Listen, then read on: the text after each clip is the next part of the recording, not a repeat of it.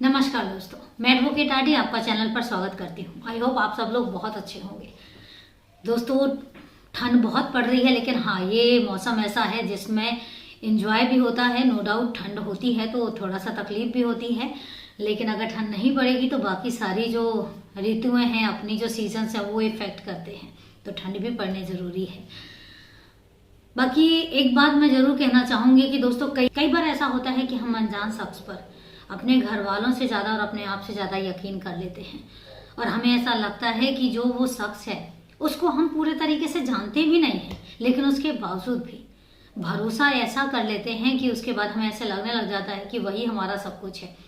लेकिन सावधान, कभी भी किसी भी अनजान शख्स पर इतना भरोसा मत करिए कि जब आँख खुले तो आप कहीं के ना रहें। और ये हकीकत है, हर अनजान शख्स आपका अपना हो ये जरूरी नहीं है, और हर अनजान शख्स एक साधु सज्जन हो ये जरूरी भी नहीं है।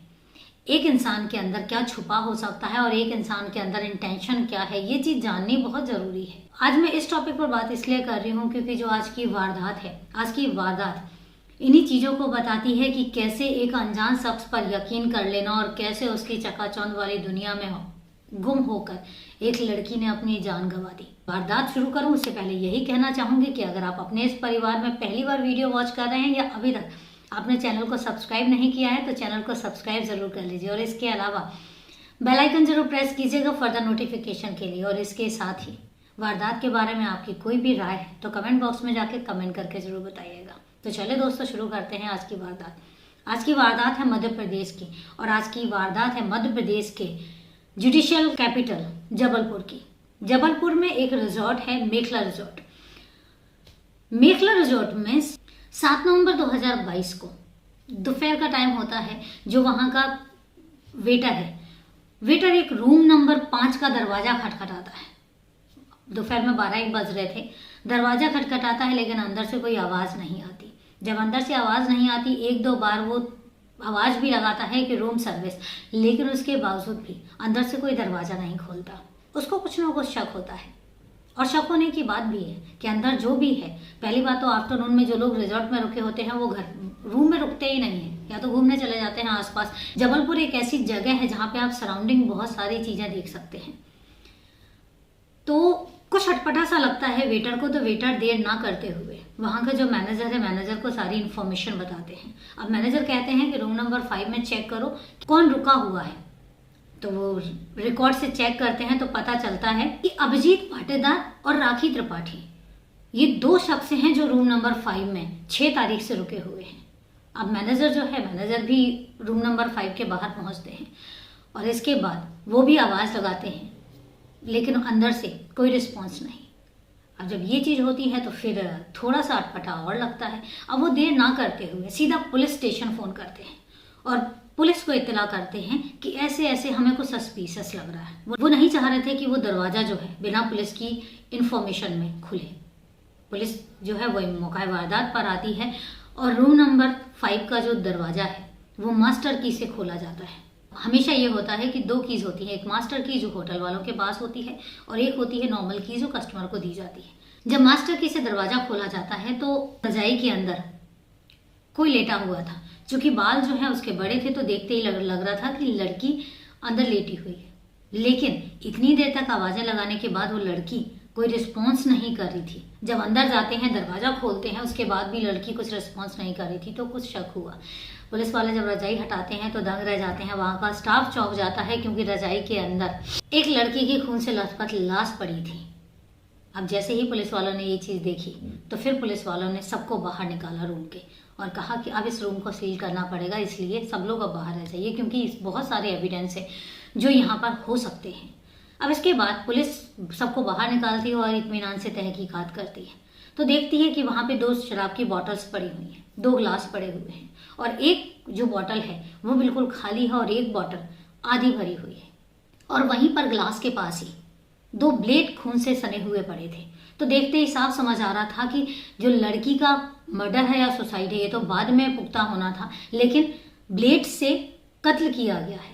अब चूंकि कत्ल मैं इसलिए कह रही हूं क्योंकि जिस हिसाब से लड़की का गला काटा गया था, हमेशा ये चीज देखी गई है, ये चीज प्रूव भी हुई है कि कभी भी कोई भी इंसान खुद का गला इतने डीपली नहीं काट सकता। तो सामने देखते हुए पता लग रहा था कि ये कत्ल है। अब इसके बाद पुलिस जो है फॉरेंसिक टीम को कॉल करती है। फॉरेंसिक टीम जो है वो मौका वारदात पर आती है। पुलिस अपने सीनियर्स को भी इन्फॉर्म करती है और सीनियर्स के निर्देशों के हिसाब से फिर इन्वेस्टिगेशन जो है वो आगे चलती है। फॉरेंसिक टीम आती है, एविडेंस जो भी उन्होंने कलेक्ट करने थे वो कलेक्ट करती है, लाश का पंचनामा करके पोस्टमार्टम के लिए भेज दिया जाता है। अब इसके बाद पुलिस जो है वो आगे की कार्रवाई करती है। सबसे पहले वो रजिस्टर मंगाती है और वो कहती है कि आखिर ये दोनों हैं कौन। जब रिसेप्शन पर रजिस्टर चेक किया जाता है तो पता चलता है कि दोनों जो हैं अभिजीत पाटेदार और राखी त्रिपाठी, ये दो लोग हैं जिन्होंने 6 तारीख को चेक इन किया था। अब पुलिस कहती है कि तुम्हारे पास सीसीटीवी कैमरास हैं, तो कहते हैं हाँ हमारे पास गेट से लेके अंदर तक के सारे सीसीटीवी कैमरास जो है वो एक्टिव है, मतलब वर्किंग है।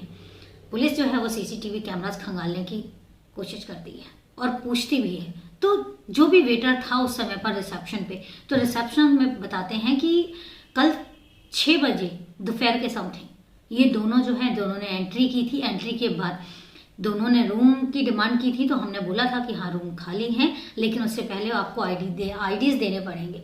तो जो मेल है, मेल अपना आधार कार्ड निकालता है और जो लड़की है, लड़की भी अपना आधार कार्ड निकालती है।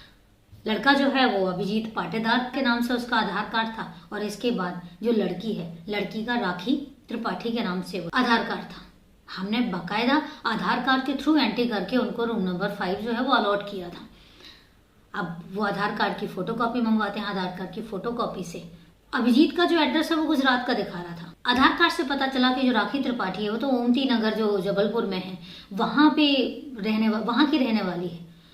तो उसका एड्रेस निकलवा के वहां पर पुलिस भेजी जाती है। पुलिस वाले कहते हैं कि आपकी बेटी की मौत हो गई है, लेकिन उसके जो पिता कहते हैं कि ऐसा कैसे हो सकता है, हमारी बेटी तो हमारे घर पर है। और वो अपनी बेटी को बाहर बुलाते हैं। जब वो अपनी बेटी को बाहर बुलाते हैं तो जो पुलिस वाले राखी के घर पर गए हुए थे वो फिर चौंकते हैं।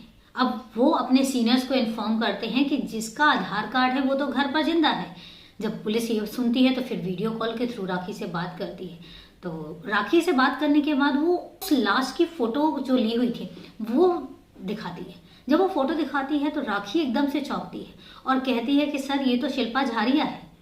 अब जब वो कहते हैं शिल्पा झारिया कौन, तो कहते हैं गोरखपुर एरिया है, वहां पर एक लड़की रहती है शिल्पा और वो ब्यूटी पार्लर चलाती है और मैं कई बार, लगभग 3 साल से मैं उसके टच में हूँ और मैं उसके पार्लर में कई बार जा चुकी हूँ, तो ये तो शिल्पा झारिया है। अब जब पुलिस ये चीज सुनती है तो फिर ये पुलिस भी चौंकती है कि आखिर ये क्या मैटर है। अब इसके बाद पुलिस की एक टीम गोरखपुर एरिया में इलाके में जाती है और उस सैलून में जाती है। जब सैलून में जाती है, सैलून के मालिक से बात की जाती है, तो फिर सैलून के मालिक के पास कुछ डिटेल्स होती हैं और उसके घर वालों में से उसके फादर का नंबर भी होता है। जब उसके फादर के नंबर पर कॉल लगाया जाता है, उनसे पूछा जाता है कि तुम्हारी बेटी कहाँ है, तो कहते मेरी बेटी तो वहाँ गोरखपुर एरिया में सैलून में काम करती है और वहीं पर ही रूम लेकर रहती है। तो उसके पिता को इन्फॉर्म किया जाता है कि आपकी बेटी की मौत हो चुकी है। अब चूंकि जो शिल्पा झारिया है, शिल्पा झारिया वहाँ कुंडम थाना है, जबलपुर के पास ही कुंडम थाना है। कुंडम थाने के अंतर्गत एक गांव आता है, वहाँ की रहने वाली थी। उसके फादर जो है वो जबलपुर पहुँचते हैं, बॉडी की शिनाख्त करवाई जाती है और वो पहचान लेते हैं कि ये उनकी ही बेटी शिल्पा है। तो बताते हैं कि 6 तारीख को चूंकि मेरे पेट में कुछ दिन से दर्द रह रहा था, तो मेरी बेटी ने कहा कि आप इधर एक काम करो, आप जबलपुर आ जाओ, मैं डॉक्टर से ट्रीटमेंट करवा देती हूँ। तो वो 6 तारीख को जबलपुर आते हैं और जबलपुर आने के बाद वो डॉक्टर को भी दिखवाते हैं। लेकिन उनके फादर अफसोस करते हैं कि मेरे से एक गलती हो गई, काश मैं अपनी बेटी को अपने साथ ले जाता। मैंने बोला भी था लेकिन उसके पास काम था, तो इसलिए उसने मना कर दिया। पुलिस पूछती है कि आपको किसी पर शक है? कहते मुझे किसी पर भी शक नहीं है, क्योंकि मुझे पता ही नहीं है। बस इतना पता है कि 3 साल से मेरी बेटी जो है वो यहाँ जबलपुर में रह रही थी और एक ब्यूटी पार्लर में काम भी कर रही थी। वो चाहती थी कि वो नौकरी करे और घर में थोड़ा सा हमारा हाथ बटाए।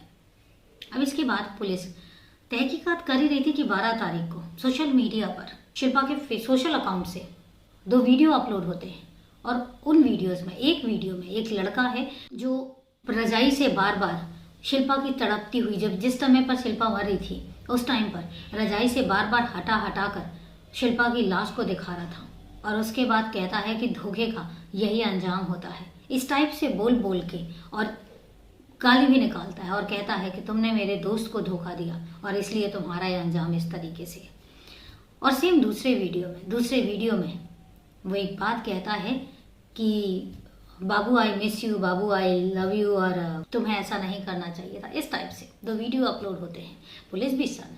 अब चूंकि शिल्पा का नंबर जो है वो उनके पास था, लेकिन एक चीज़ बहुत ज़्यादा चौंकाने वाली हो रही थी कि उस नंबर से वीडियो अपलोड हो रहे थे, उसके बाद वो नंबर स्विच ऑफ हो रहा था, और जो वीडियो अपलोड हो रहे थे उसमें वाईफाई इस्तेमाल हो रहा था, ना कि मोबाइल नेटवर्क। तो पुलिस के लिए थोड़ा सा बड़ा चौंकाने वाला चीज़ थी। और सबसे बड़ी दिक्कत ये थी कि जो फ़ोन वो जगह जगह हर बार एक लोकेशन चेंज कर रहा था, कभी दिल्ली तो कभी चंडीगढ़ तो कभी पटना, इस तरीके से। पुलिस पकड़ने की कोशिश ही करती है लेकिन कोई कामयाबी हाथ नहीं लगती। इतने में ही 2 फोटोज अपलोड होती हैं उसी अकाउंट से। एक वीडियो अपलोड होता है और उसमें था कि बाबू अब हम एक काम करते हैं, अब हम स्वर्ग में ही मिलेंगे एक दूसरे से, तुमने बेवफाई करके अच्छा नहीं किया। इस टाइप से जब वीडियो अपलोड होते हैं और वीडियो वायरल होते हैं तो पुलिस को बड़ा अजीब लगता है, और पुलिस उसको ट्रैक ही कर रही थी कि इतने में 14 तारीख को सुबह 8 बजे अजमेर से शिल्पा के अकाउंट से 20,000 रुपये ATM से डेबिट होते हैं। और जैसे ही पुलिस के पास ये इन्फॉर्मेशन पहुंचती है, सुबह 8 बजे की बात है, जबलपुर पुलिस पता फौरन ही अजमेर की पुलिस से कांटेक्ट करती है, और कांटेक्ट करने के बाद राखी और अभिजीत दोनों की फ़ोटो जो है अजमेर पुलिस स्टेशन को भेज देती है। और अजमेर पुलिस भी फटाफट एक्शन लेती है, सब जगह सारे रोड जो है वो ब्लॉक कर देती है और सब जगह चेकिंग शुरू हो जाती है और बहुत स्ट्रिक्ट चेकिंग की जाती है। और ज़्यादा समय नहीं लगता है, एक बस से अभिजीत को गिरफ्तार कर लिया जाता है। अब गिरफ्तार करने के बाद अभिजीत को जब पुलिस अपने साथ लेकर आ रही होती है तो अभिजीत कहता है कि मेरा नाम अभिजीत नहीं है, मेरा नाम तो हेमंत है। अब हेमंत पाटनकर ये चीज़ सुन के पुलिस वाले भी हैरान कि अरे हमने तो अभिजीत को गिरफ्तार किया था, लेकिन फिर भी अभिजीत जो हेमंत और अभिजीत है उसको हिरासत में ले लिया जाता है। यहाँ से जबलपुर की एक टीम जो है वो अजमेर के लिए निकलती है और वहाँ पर हेमंत और अभिजीत को गिरफ्तार करके वापस जबलपुर पुलिस स्टेशन लेकर आती है। जब जबलपुर पुलिस स्टेशन लेकर आती है तो फिर उससे पूछा जाता है, और जब पूछताछ की जाती है तो ज़्यादा टाइम ना लेते हुए अभिजीत जो है वो एक चीज़ कबूल करता है कि हाँ, शिल्पा को मैंने ही मारा है। अब क्यों मारा है, कैसे मारा है और उनकी मुलाकात कहाँ होती है, ये सारी चीज़ें जो अभिजीत है उर्फ हेमंत वो सिलसिलेवार बताता है। हेमंत बताता है कि एक्चुअल मैं महाराष्ट्र के एक गाँव का रहने वाला हूँ और वहीं पर ही मेरी परवरिश होती है। जो मेरे पेरेंट्स थे वो सरकारी नौकरी में थे, लेकिन उसके बावजूद भी मैंने ऐसा नहीं है, डॉन बॉस्को स्कूल से मैंने 12th कंप्लीट किया है। पढ़ने में मैं होशियार था, लेकिन कहीं ना कहीं मुझे ज़्यादा रुपयों का और ज़्यादा रईस बनने का हमेशा लालच रहता था, और इसके करके मैं गलत संगत में पड़ गया। और गलत संगत में पड़ने के बाद मैं चोरी चपाटी, ये लूट, ये सब चीज़ें करने लगा, ठगी करने लगा। और इसके बाद ही मैं एक स्टेट से दूसरे स्टेट और दूसरे स्टेट से तीसरे स्टेट में रहने लगा। मैं अपने घर का भी रहा ही नहीं। थोड़े दिन पहले ही मेरे पिता की मौत हो जाती है। पिता की मौत होने के बाद तो जैसे मैंने घर में जाना ही छोड़ दिया। क्योंकि हेमंत को शौक था लड़कियों का, उसको शौक था नई नई लड़कियों के साथ फ्रेंडशिप करना, नई नई लड़कियों के साथ रिलेशन बनाना और उसके बाद फिर उनको छोड़ देना, ये उसका शौक था। और इसी के चलते एक बार वो पटना भी गया था, और पटना में उसने शक्कर का कारखाना भी खोला था। और शक्कर की एक कारखाना जो अपनी उसका एक दोस्त के साथ पार्टनरशिप में खोला था। इसके बाद वो फिर घूमने के सिलसिले में जबलपुर आता है। जब जबलपुर आता है तो जबलपुर में एक सैलून में जाता है। ये वही सैलून था जिस सैलून में शिल्पा काम करती थी। सैलून में जाता है और जाते के साथ ही सबसे पहले रिसेप्शन देखता है। तो रिसेप्शन में एक सुंदर सी लड़की खड़ी हुई थी, वो उसको अटेंड करती है। अटेंड करने के बाद वो कहता है कि मुझे बॉडी मसाज लेनी है, स्पा लेना है, तो वो अंदर भेज देती है। एक लड़का जो है वो लेकर जाता है और उसको उसके रूम में छोड़ देता है। इसके बाद एक लड़की आती है और लड़की जो है वो अपनी सर्विसेज के बारे में बताने लग जाती है और इसके साथ ही फिर उसकी मालिश करने लग जाती है। मालिश करने के दौरान ही जो हेमंत उस लड़की से पूछता है कि तुम यहाँ कितने टाइम से काम कर रही हो। इस तरीके से उनकी आपस में बातचीत शुरू हो जाती है। बातचीत के दौरान ही हेमंत उससे नाम पूछता है तो वो बताती है कि मेरा नाम जो है वो शिल्पा झारिया है। अब जब बात होने लग जाती है, बात होने के साथ ही हेमंत बताता है कि मैं एक बिजनेसमैन हूँ और मैं यहाँ बिजनेस के सिलसिले में ही आया था। मेरे कुछ कारखाने यहाँ पर भी खोलने का इरादा है। वैसे मेरा पटना में अपना एक अच्छा खासा बिजनेस है शक्कर का। इस बात से शिल्पा प्रभावित होती है, उसकी इस हाई फाई स्टैंडर्ड लाइफ से, क्योंकि हेमंत ने जो है वो गले में एक बहुत ही मोटी सी चेन डाल रखी थी। उस बात पर शिल्पा बहुत अट्रैक्ट होती है कि ये बहुत पैसे वाला है। क्योंकि एक नॉर्मल फैमिली से आने वाली शिल्पा हेमंत की चकाचौंध वाली दुनिया में खो सी जाती है। इसके बाद हेमंत बातों बातों में शिल्पा से उसका नंबर ले लेता है और इसके बाद उन दोनों के बीच में बातचीत का सिलसिला चल पड़ता है। ज़्यादा समय नहीं लगता और शिल्पा जो है वो हेमंत की बातों में आ जाती है और हेमंत के प्यार में पड़ जाती है। अब इसके बाद हेमंत का जब दिल करता वो शिल्पा को बुलाता और शिल्पा के साथ टाइम स्पेंड करता। दोनों जगह जगह जाते, हर जगह घूमने जाते। और इसके बाद एक बार ऐसा भी हुआ कि हेमंत जो है वो शिल्पा को लेकर पटना जाता है और पटना में अपने उस कारखाने को दिखाता है और इसके बाद वहाँ पर कुछ दिन स्पेंड करते हैं। ये उसी दौरान की बात है। एक समय शिल्पा का जो फ़ोन है वो हेमंत के पास था और हेमंत जब उसका फ़ोन देख रहा था तो उसने देखा कि शिल्पा के नंबर, शिल्पा के फ़ोन पर कई और लोगों के नाम और नंबर भी हैं जिनके साथ उसकी व्हाट्सएप पर चैट भी है। जब वो चैट देखता है तो उसको लगता है कि मेरे अलावा भी शिल्पा के और लोगों के साथ भी रिलेशन है। जब वो ये चीज़ पूछता है शिल्पा से तो शिल्पा नानुकुर करती है, कहती नहीं मेरे क्लाइंट हैं और मुझे बात करनी पड़ती है, मेरी मजबूरी है क्योंकि मैं पार्लर में नौकरी करती हूँ। लेकिन जिस तरीके से बातचीत थी, जिस तरीके से उसमें व्हाट्सएप मैसेजेस थे तो हेमंत को अजीब लगता है और हेमंत को लगता है कि शिल्पा ने उसके साथ चीट किया है। इसके बाद कुछ दिन रुक के वो लोग वापस जबलपुर आ जाते हैं और जबलपुर आने के बाद फिर हेमंत जो है वो मेखला रिजॉर्ट में रुकते हैं। ये वही 6 तारीख की बात है। मेखला रिजॉर्ट में चेक इन करते हैं। चेक इन करने के बाद दोनों घूमने निकल जाते हैं। लेकिन 6 तारीख को देर रात सिर्फ अभिजीत जो है अभिजीत और हेमंत वापस आता है, लेकिन शिल्पा वापस नहीं आती।